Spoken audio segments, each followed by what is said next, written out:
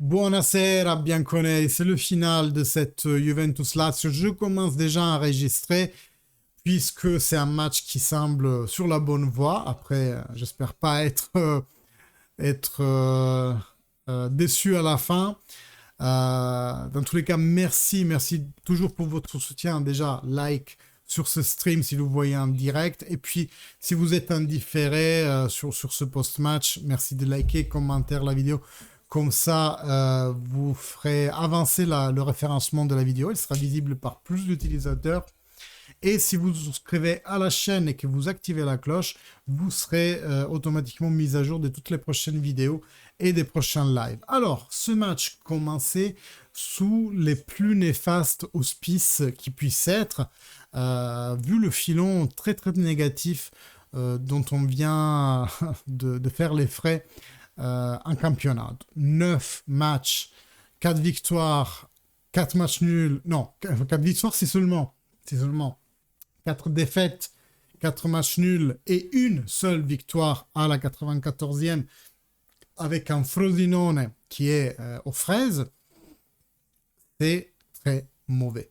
Aujourd'hui, c'était vraiment l'ultimatum pour Allegri. Soit il redressait la barre, soit je ne vois pas une seule solution possible pour la dirigeance. Je ne vois pas un seul univers parallèle dans lequel Allegri il serait resté aux commandes de la Juventus. Déjà, c'est assez invraisemblable comme ça.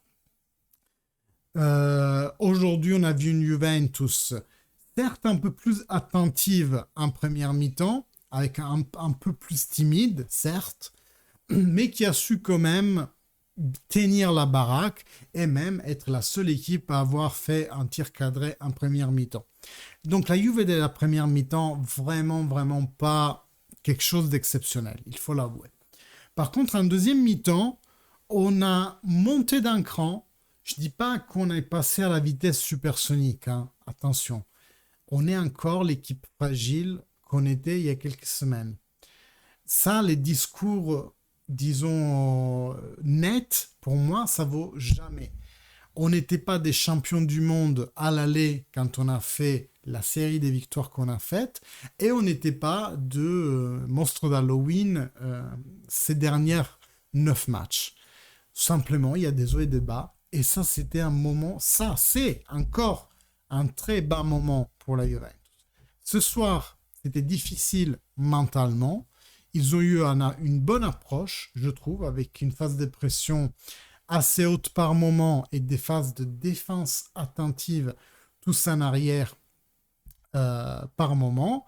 Et c'est là que le stade a commencé à siffler et que le match a commencé un peu à évoluer.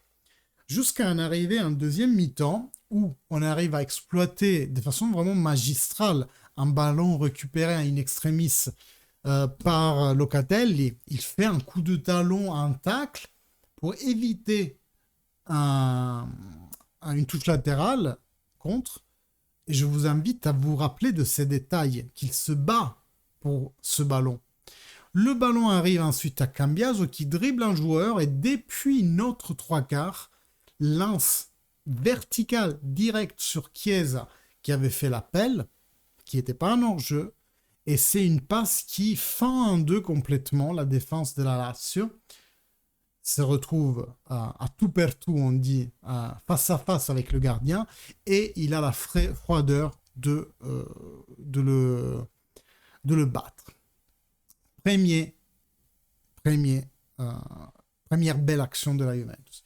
Ensuite, quelques minutes après, c'est Dusan Vlahovic qui nous fait un solo magnifique, double pas pour désorienter Casal, je crois que c'était, et brossé sur le deuxième poteau de gauche. Nickel. On a mis KO la Lazio avec un 1-2 de bonne réalisation. Le premier pour sa choralité, le deuxième pour le solo de Dusan Vlahovic. Donc, moi je dis bon match. Je ne dis pas qu'on est sorti de cette situation de crise. Il faut qu'on fasse la même en championnat. Je vous disais, pendant qu'on regardait le match, que oui, ce match est important parce que c'est la Coppa Italia, mais le match plus important, c'est celui contre la Fiorentina.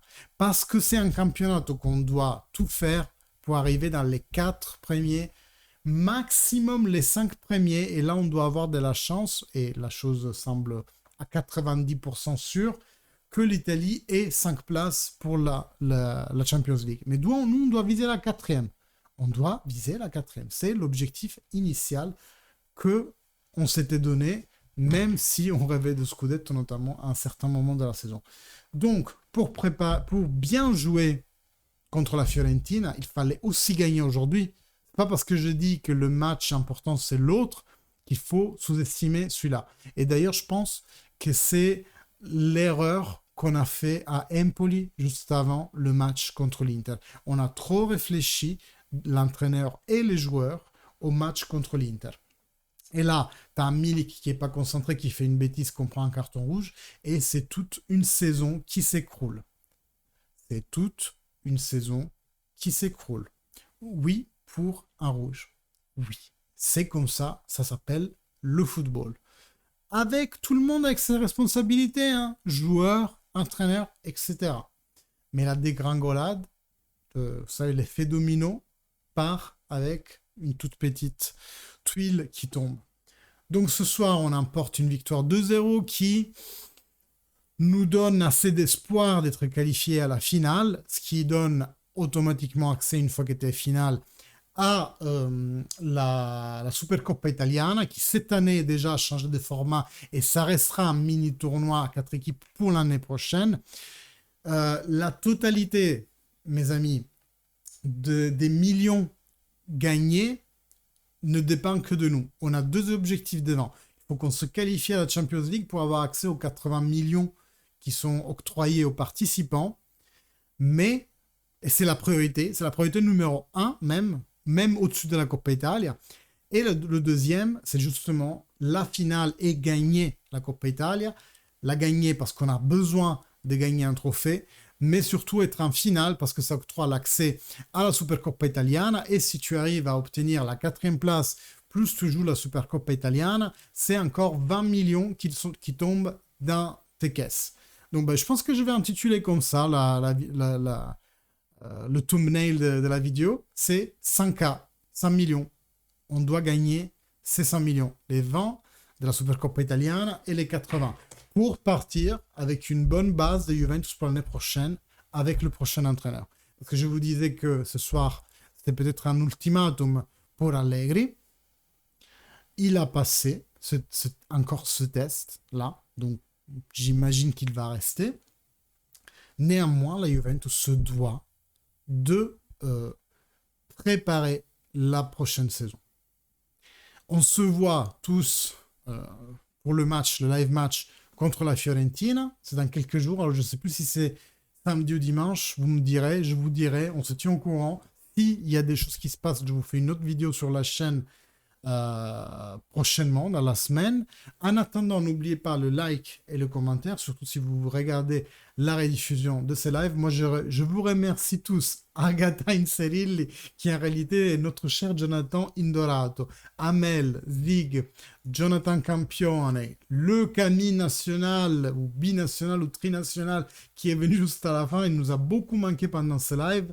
Loris, de plus en plus présent, Amel, bien entendu, Nicolas, et tous les autres. Je ne vais pas remonter jusqu'en haut, mais merci à tous d'avoir suivi ce live ensemble. Moi, je vous renouvelle l'invitation aussi à vous inscrire à la chaîne, et si vous cliquez sur la cloche, vous serez automatiquement notifié de toutes les prochaines vidéos et de tous les prochains lives. Avec ce bonheur d'une belle victoire et d'un beau jeu enfin beau jeu, on se comprend, mais c'est déjà ça, je prends. Merci à tous, et fino alla fine, forza Juve.